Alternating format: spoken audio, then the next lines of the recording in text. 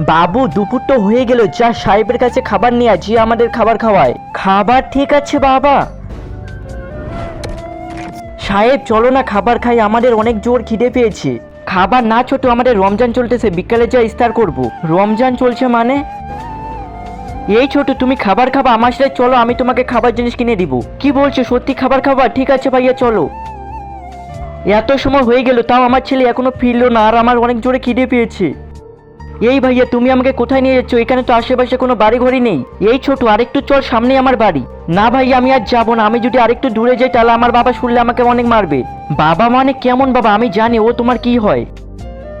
এই তোর কি হয়েছে, চুপ করে আছিস কেন? এটা হয়েছে যে আজকে আমি ভিক্ষা করে কিছুই পাইনি।